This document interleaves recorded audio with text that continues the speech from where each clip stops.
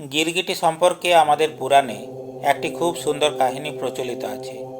কাহিনীটি হলো এইরকম: কোনো এক সময় এক রাজা তার খারাপ আচরণের জন্য গিরগিটিতে পরিণত হয়েছিলেন।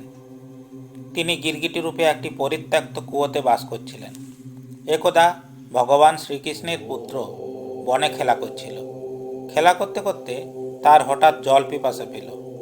তাই সে তখন জলের খোঁজে সেই পরিত্যক্ত কুয়োর কাছে গেল এবং সেখানে সেই গিরগিটিটিকে দেখতে পেল। সে তখনই ছুটে গিয়ে তার পিতা অর্থাৎ ভগবান শ্রীকৃষ্ণকে গিরগিটির কথা জানালো। ভগবান শ্রীকৃষ্ণ তখন সেই গিরগিটিটিকে উদ্ধার করতে সেই কুয়োর কাছে এলেন। ভগবান শ্রীকৃষ্ণের পবিত্র স্পর্শে সেই গিরগিটি আবার তার আগের রূপ ফিরে পেল। তাই হিন্দু ধর্মশাস্ত্রে গিরগিটিও একটি খুবই গুরুত্বপূর্ণ প্রাণী বলেই বিবেচিত হয়।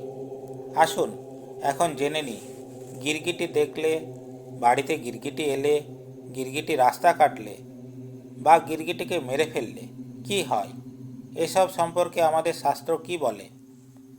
প্রচলিত বিশ্বাস ও ধর্মশাস্ত্র অনুযায়ী চোখের সামনে গিরগিটিকে তার রং পরিবর্তন করতে দেখা খুবই অশুভ বলে মনে করা হয়। এটি ইঙ্গিত দেয় যে আপনার কাছের কেউ আপনার সঙ্গে বিশ্বাসঘাতকতা করতে পারে, তাই সাবধান।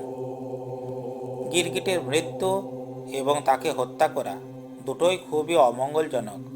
যদি আপনি গিরগিটি দেখতে পান তাহলে ক্ষতি না করে তাড়িয়ে দেওয়ার চেষ্টা করুন, কারণ যে জায়গায় গিরগিটি মারা যায় সেখানে নেতিবাচক শক্তি প্রচণ্ড পরিমাণে বৃদ্ধি পায়। এর ফলে আপনার কাজে বাধা আসতে পারে। তবে শাস্ত্রমতে সোমবারে ও শনিবারে গিরগিটি দেখা খুবই শুভ লক্ষণ। এর ফলে আর্থিক লাভের সম্ভাবনা তৈরি হয়। আপনি আটকে থাকা টাকা ফেরত পেতে পারেন। হঠাৎ করেই কিছু বড় সুবিধা পাওয়া যায়, এমনটাই মনে করা হয়। ঘরেও গিরগিটি আসা ভালো।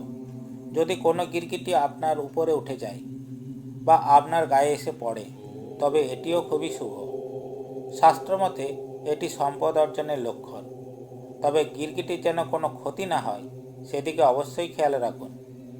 যদি আপনি কোনো কাজে যাচ্ছেন এবং হঠাৎ করে একটি গিরগিটি দেখতে পান তাহলে তাও শুভ।